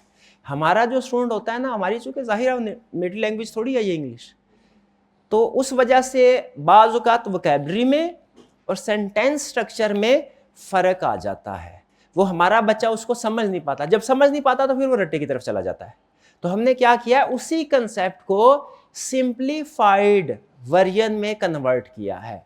तो 3 चीज़ें आपको मिलेगी, सीक्वेंस में फ़र्क, लेंथ में फ़र्क, और फिर उसके बाद जो वोकैबुलरी है, सेंटेंस स्ट्रक्चर, उसमें फ़र्क, सिंप्लीफाइड पर। क्लियर? ये फ़र्क होगा हमारा आईकैप का और हमारी बुक का, ठीक है। अच्छा, लेकिन यहाँ अब कुछ स्टूडेंट ये भी सवाल पूछते हैं, चलते चलते उसका भी जवाब दे दूं कि सर आईकैप की बुक में जो लैंग्वेज लिखी है और जो हमारी बुक में लैंग्वेज लिखी है वो फ़र्क है, कंसेप्ट वही है, समझ आ गई हमें, कंसेप्ट वही है, लेकिन मसला ये है कि आपकी बुक पढ़ते हैं कंसेप्ट बड़ी जल्दी समझ आ जाता है, लेकिन आईकैप की बुक में थोड़ा प्रॉब्लम होता है। लेकिन आईकैप की बुक है तो आईकैप की बुक, तो अगर हम उसकी वर्डिंग यूज ना करें तो क्या आईकैप हमारा आंसर करेक्ट मानेगा? इसका एक है इनडायरेक्ट आंसर, एक है डायरेक्ट। इनडायरेक्ट आंसर क्या, जो मैं अभी थोड़ी देर पहले दे चुका हूं, क्या कि कंसेप्ट डिफरेंट, हाँ, डिफरेंट होना गलत होना नहीं है, डिफरेंट होने के बावजूद ठीक हो सकते, एक रीजन तो ये। दूसरा, स्पेसिफिकली आईकैप ने एक जगह पे लिख के दे दिया है। हमने ये क्वेरी पूछी थी आईकैप से, ये मैंने क्वेरी पूछी थी तकरीबन 7-8 साल पहले, जब आईकैप ने ये स्टडी सिस्टम लॉन्च करना शुरू किया था। 2013 से लॉन्च करना शुरू किया आईकैप ने, 9-10 साल पहले, ठीक है। तो तब ये मसला तभी सामने आ गया था। ICAP ने अपनी वेबसाइट के ऊपर रिटन फॉर्म में इसका जवाब दिया है कि इससे फर्क नहीं पड़ता। ठीक है, वो मैं आपके साथ कल शेयर करूंगा। ठीक है, वो मैं कल शेयर करूंगा, अभी सर्च करना पड़ेगा उधर, मेरे पास है वो, कल शेयर करूंगा ICAP की वेबसाइट से कि इस सवाल का जवाब क्या है। आप मुझे याद कराइएगा कल कि अगर ICAP की वर्डिंग, ICAP की बुक की वर्डिंग एग्जाम में यूज ना करें तो क्या हमारा आंसर ठीक होगा या नहीं। ठीक है, चलिए बहरहाल वापिस आते हैं। ठीक है, क्वेश्चन। हाँ, हॉस्टल, जो स्टूडेंट हॉस्टल में है वो कोशिश करें कि अच्छा हॉस्टल और अच्छे जो मेट्स हैं उनको सेलेक्ट करें। हॉस्टल में अगर गड़बड़ हो, प्रॉब्लम हो, या जो आपके रूममेट्स होते हैं उनमें प्रॉब्लम हो तो आपकी स्टडीज भी इफेक्ट होती है। कुछ स्टूडेंट आगे डिस्कशन करते हैं ना, उससे अंदाजा होता है। ऑनलाइन वाले स्टूडेंट्स के लिए क्या है, मोबाइल पे लेक्चर नहीं लेना भैया। मोबाइल बोल रहा है, मोबाइल क्या है, मोस्ट डिस्ट्रैक्टिंग डिवाइस दुनिया में। हमारी अटेंशन को डाइवर्ट करने के लिए, हमें अपने मकसद से हटाने के लिए जो सबसे ज्यादा डेंजरस डिवाइस है वो क्या है, मोबाइल। स्टूडेंट के पास मोबाइल बिल्कुल भी नहीं होना चाहिए, बिल्कुल भी नहीं होना चाहिए, मेरा जाती ख्याल है।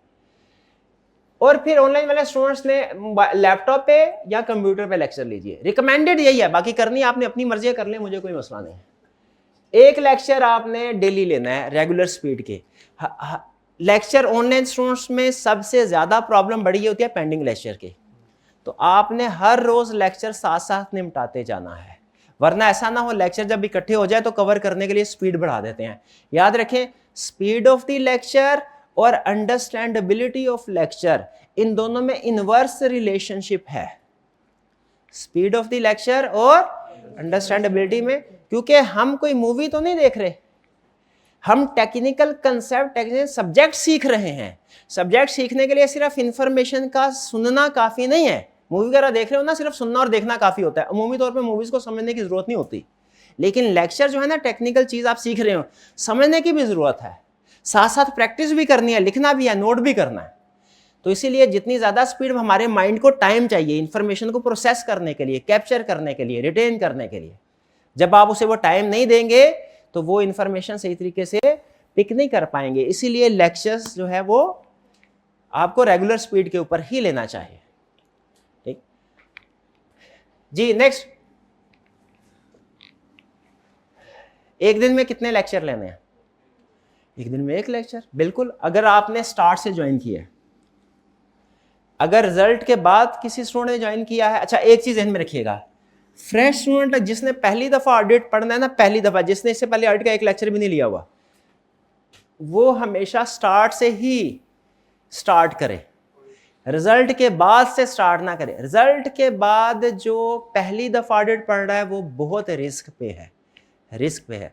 वो सिर्फ उस सूरत में पढ़ ले जब उसका एक ही सब्जेक्ट हो, वरना अमूमी तौर पे मेरी सजेशन ये है कि आप फर्स्ट टाइम अगर ऑडिट पढ़ रहे हैं तो आपने स्टार्ट ऑफ द सेशन से ज्वाइन करना है। Mid of the session first time audit मुश्किल ऑडिट, ठीक है, टाइम लेता है। और अगर फर्ज कीजिए कि आप रिपीटर हैं, आपने रिजल्ट के बाद ज्वाइन किया है, तो फिर आपको एक हफ्ते में, क्योंकि कंपनसेट करना है ना, एक हफ्ते में 9 लेक्चर लेने हैं, यानी ऑन एवरेज 1.5 लेक्चर एक दिन में एवरेज बनती है। लेकिन ये मैथमेटिकल एवरेज है, प्रैक्टिकली ऐसा नहीं होता कि आधा लेक्चर लेके तो आपने उधर ही क्या कल करेंगे, नहीं, कभी किसी दिन एक, किसी दिन 2 लेक्चर लेना पड़ेंगे। और अगर सिर्फ अगर रिजल्ट के बाद महीना रह गया हो तो फिर 2 लेक्चर एक दिन में। लेकिन ये ऑप्शन सिर्फ उन स्टूडेंट्स के लिए है जिन्होंने पहले ऑडिट पढ़ा हो, रिपीटर हो और उनके पास टाइम हो। ठीक है, फर्स्ट टाइम ऑडिट पढ़ रहे हैं, स्टार्ट से पढ़े, रोज का एक लेक्चर लें। ज्यादा स्टूडेंट्स ऐसे ही होंगे। कुछ स्टूडेंट ऐसे होते हैं जो रिपीटर हैं, रिजल्ट के बाद ज्वाइन करते हैं, उनके लिए अप्रोच क्या है, ये नीचे वाली। फिर इसके बाद लेक्चर प्लान मैंने शेयर कर दिया। कोर्स कवरेज, हमारे लेक्चर्स होंगे लगभग 100 के करीब, 100 के करीब लेक्चर्स होंगे। और कंप्लीशन डेट है हमारी 25 जनवरी 2025 एस्टिमेटेड। 2-3 दिन ऊपर नीचे हो सकते हैं, लेकिन मेरा टारगेट ये 25 तारीख तक इंशाल्लाह खत्म हो जाएगा। फरवरी का एक दिन भी नहीं लगेगा इंशाल्लाह। ठीक है, 25 जनवरी या 1-2 दिन का मार्जिन ऊपर नीचे हो सकता है, लेकिन टारगेट 25 जनवरी। और एक और अहम चीज, learning will be A shaped. ये मैं आपको बताना चाहता, learning will be A shaped. ये ए शेप्ड क्या है? ये स्टूडेंट की कैलकुलेशन या जजमेंट ना कुछ और होती है, लेकिन टीचर की कैलकुलेशन कुछ और होती है। जैसे इस कंसेप्ट को खास तौर पे ये ऑडिट में बता रहा हूं आपको। फर्ज कीजिए आप इस जगह पे हैं, पॉइंट ए पे, और आपने जाना है पॉइंट बी पे, लेकिन मसला है रास्ते में ये पहाड़ है। आपके पास यहां से यहां जाने के लिए 4 महीने हैं, यहां से यहां जाने के लिए 4 महीने। यहां तक आप कितने टाइम में पहुंचेंगे? 2 मंथ्स में ज्यादातर स्टूडेंट कह रहे हैं गलत है। हाँ, 2 से ज्यादा नहीं, 3 भी गलत। 2.5 मंथ्स तकरीबन टाइम। क्यों ऐसा क्यों है? देखिए नेचुरल, आपको पता है किसी भी पहाड़ के ऊपर चढ़ना मुश्किल है, वो नीचे उतरना आसान। ठीक है, वैसे ही होता है ना, कभी का ढलान आती है ना, तो वो आप, हाँ, वो छोटे होते दोस्त के साथ साइकिल पे जाते हैं ना, तो मुझे याद है वो गली आती है और ढलान होती थी वो, तो उसके ऊपर चढ़ने में बड़ा जोर लगता था और नीचे में बड़े आराम से खुद बहुत चलती जाते थे। तो यहाँ पे 2.5 मंथ यहाँ पे पहुंचना मुश्किल क्यों? क्योंकि ये फेज मुश्किल है और ये वाला फेज आसान है। आप कैलकुलेशन कर रहे होते हैं, महीना हो गया है सर, अभी 6 चैप्टर पे हैं, नहीं ये टाइम पे नहीं हो पाएगा। ये 2 महीने हो गए हैं, अभी 10 चैप्टर हुए हैं, ये सिलेबस टाइम पे नहीं हो पाएगा। इस तरीके से कैलकुलेशन कर रहे होते हैं। लेकिन उस्ताद को पता है ऑडिट अकाउंटिंग में आसानी ये है, अकाउंटिंग आपका 3 लेवल पे पढ़ाया जाता है। आप जरा एग्जाम्पल गौर से सुनिएगा, ऑडिट में मसला क्या है। ठीक है, कि आप सुनता नहीं हमारी बात, वो अलग बात है, लेकिन मसले हमारे क्या हैं ये सुन लें। अकाउंटिंग आप कैफ लेवल तक 3 जगहों पे पढ़ते हैं, 3 सब्जेक्ट्स हैं। पीआरसी में एक, FAR1 एक, FAR2 एक, 3 हो गए। ऑडिट सिर्फ एक ही सब्जेक्ट है। अकाउंटिंग के टीचर्स को ये एज होता है कि पूरा सिलेबस 3 हिस्सों में डिवाइडेड है, उसी की प्रैक्टिस करवा देते हैं।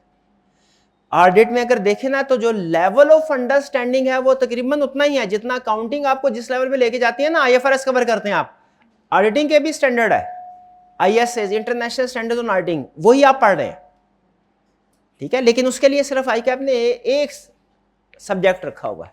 अब मेरा मसला यह है कि मुझे उसी सब्जेक्ट में आपको ABC से शुरू करना है और XYZ तक लेके जाना, स्टार्ट से लेके एंड तक।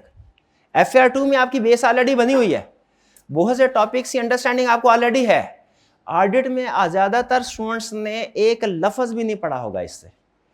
तो मेरा जो बेस बनाना है ना, सबसे मुश्किल काम होता है किसी भी सब्जेक्ट की।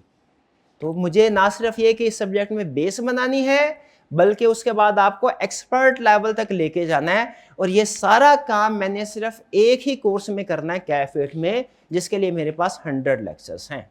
इसलिए हमने लेक्चर्स को बड़े तरीके से प्लान किया हुआ है।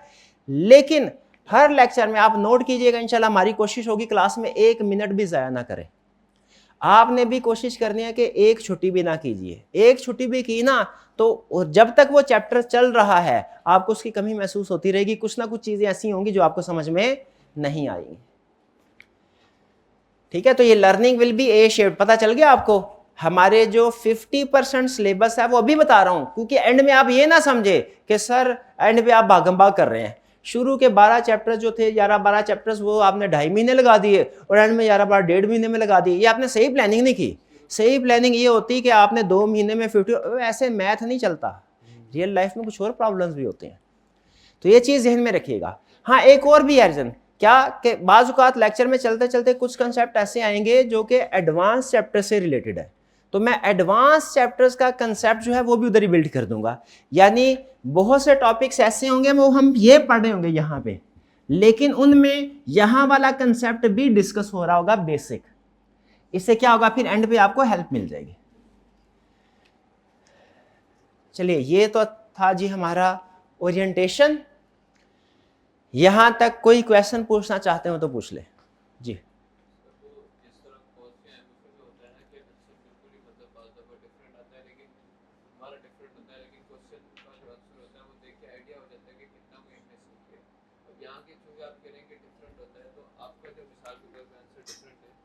आपने एक बिल्कुल डिफरेंट एंगल से उसे इंटरप्रेट किया, तो जो मैंने आंसर लिखा है वो कैसे मतलब हाँ, स्टूडेंट का क्वेश्चन ये है कि सर आपने ये बोला है कि जब हम केस स्टडीज कर रहे होंगे ना तो उस समय सोल्यूशन हमारा डिफरेंट हो सकता है, बल्कि हुआ करेगा। तो हमें कैसे पता चलेगा कि जो जो हमने डिफरेंट लिखा है ये सही लिखा है कि गलत लिखा है, ये कैसे पता चलेगा? ठीक है, ये आप जैसे जैसे प्रैक्टिस करते जाएंगे ना वैसे वैसे पता चलेगा। अभी आपको नहीं पता इस सब्जेक्ट में क्या चीज़ अहम है। अभी मैं आपको एक लफ्ज़, अगर ऑडिट की किताब में से कोई भी लफ्ज़ निकाल के, एक लाइन निकाल के आपके सामने रख दूंगा ना, अभी आप इस काबिल नहीं है कि ये बता सके सर इसमें सबसे अहम लफ्ज़ कौन सा है। लेकिन जैसे जैसे आप कंसेप्ट सीखते जाएंगे, चैप्टर्स कवर करते जाएंगे, आपको पता चल जाएगा कि ये अल्फाज है बार बार इस्तेमाल होते हैं और ये सिचुएशन है, इसमें ये चीज़ अहम है। तो आपकी जजमेंट आहिस्ता आहिस्ता रिफाइन होती जाएगी। ये प्रैक्टिस से आपको पता चल जाएगा। जितनी ज़्यादा प्रैक्टिस करेंगे उतना ही ज़्यादा अंडरस्टैंडिंग आपकी स्ट्रांग हो जाएगी कि इस तरह की सिचुएशन में ये करना होता है। ठीक है, वो क्लियर हो जाएगा, वो प्रॉब्लम नहीं होगी इंशाल्लाह। अच्छा, एक तो रियल वर्ल्ड केसेस है। हमारी कोशिश ये होगी कि क्लास में डिफरेंट कंसेप्ट्स को डिस्कस करते करते साथ में रियल वर्ल्ड की एग्जांपल्स भी दे दी जाए, जैसे इससे कंसेप्ट्स को समझना आसान हो जाता है और आपको ये भी पता चल जाता है कि प्रैक्टिकल लाइफ में ऑडिटिंग कैसे हो रही है। दो एग्जांपल, दो कंपनीज हैं, ये तो आपके सामने नाम लिखते हैं, एनरॉन और वर्ल्डकॉम। ये दो कंपनी थी, USA based company, Pakistani company नहीं, यूएसए कंपनी। इनमें कुछ जो फाइनेंशियल स्टेटमेंट्स प्रिपेयर की गई इस कंपनी के सीईओ सीएफओ ने और कुछ डायरेक्टर्स ने मिलके, उनमें गलतियां थी, मिस स्टेटमेंट्स थी, और उन मिस स्टेटमेंट्स का अल्टीमेट इफेक्ट ये था कि प्रॉफिट ओवरस्टेट कर दिया गया था। जब प्रॉफिट ओवरस्टेट किया गया तो जो इन कंपनीज के सीएफओ और सीईओ थे उनको बोनसेस मिले। आपको पता है वो एक पॉलिसी भी होती है समटाइम कि जितना प्रॉफिट होगा 10% बोनस के तौर पे दिया जाएगा, कमीशन के तौर पे। तो 4, 5, 6 साल तक ये जो मैनेजमेंट, टॉप लेवल मैनेजमेंट है, गलत फाइनेंशियल स्टेटमेंट्स बना के बोनस लेते रहे। और जब ये फ्रॉड सामने आया तो इन कंपनी की शेयर प्राइस 5% तक, यानी मोर देन 90% शेयर प्राइस गिर गई। अब शेयर प्राइस गिर गई, इसका मतलब है जिस बंदे ने 100 रुपए का शेयर लिया था, जब ये सामने आया फ्रॉड, मार्केट में, स्टॉक एक्सचेंज में आप देखते होंगे ना, वो शेयर, अब क्या मार्केट क्रैश कर गई, तो वो उसमें नॉर्मली इस तरह की सिचुएशन आती है। तो शेयर क्रैश कर गया उस कंपनी का, तो जिसने 100 रुपए में शेयर खरीदा था अब उसकी वैल्यू कितनी रह गई? 5 रुपए। तो मुझे बताइए इससे क्या साबित हुआ? ये जो फ्रॉड होते हैं इनमें फायदा कौन उठा लेते हैं? मैनेजमेंट के लोग, मैनेजमेंट, सीएफओ, सीईओ या सम टाइम डायरेक्टर्स। और अल्टीमेटली नुकसान किनका होता है? शेयर होल्डर्स का, शेयर होल्डर्स का। इसीलिए मुझे बताइए क्या मैनेजमेंट, अब ये किस तरीके से उन्होंने फ्रॉड, ये मैं 2-3 रीजन आपके साथ शेयर करता हूं। ये समझे सिर्फ ब्रीफ है, वरना असल में तो उनकी कहानी, ये इतने बड़े स्कैंडल थे, इन्हें ऑडिट की दुनिया का 9/11 बोला जाता है। इन फ्रॉड के बाद, ये 2002 में हुए थे, 2000, इनके बाद ऑडिटिंग प्रोफेशन सिग्निफिकेंटली चेंज हो गया। ठीक है, अब ज्यादा आप समझ लीजिए कि जैसे स्टैंडर्ड डिवाइस होते हैं ना, तो ये स्टैंडर्ड्स की तादाद डबल से ज्यादा हो गई इन स्कैंडल के बाद। उन्होंने कहा जी इसका मतलब ज्यादा ऑडिट को आगे हमें समझ गया ना, ज्यादा स्टैंडर्ड की जरूरत है। फ्रॉड क्या किए? एनरॉन ने क्या किया? Record future revenue in current year. क्या किया? फ्यूचर, यानी अगले साल का रेवेन्यू, 2025 का रेवेन्यू था, 2024 की फाइनेंशियल स्टेटमेंट में रिकॉर्ड कर लिया। क्या काउंटिंग इसकी इजाजत देती है? ये मिस स्टेटमेंट थी, मिस स्टेटमेंट। फिर क्या किया? सम एक्सपेंसेस वर नॉट रिकॉर्डेड। कुछ एक्सपेंसेस थे जो रिकॉर्ड ही नहीं किए, करने चाहिए थे। जैसे फर्ज कीजिए, छोटी सी एग्जांपल, दिसंबर के महीने का बिजली का बिल रिकॉर्ड नहीं किया। पूछा क्यों नहीं किया? उन्होंने कहा है नहीं बिल अभी। अकाउंटिंग क्या कहती है? इनकर हो गया तो रिकॉर्ड करो, नहीं एग्जैक्ट अमाउंट ना तो रिलायबल एस्टिमेट बना लो, प्रोविजन रिकॉर्ड कर लो, करो तो सही ना। तो ये मिस स्टेटमेंट थी क्या? बिल्कुल थी। ये आपको छोटी सी, मैंने सिर्फ ये 2-3, क्योंकि अभी पहला लेक्चर है ना, तो इसलिए बेसिक एग्जांपल रख रहा हूं। आपके सामने, वरना उन्होंने इतने आसानी से नहीं, अंदर और भी बड़े चक्कर थे इनके।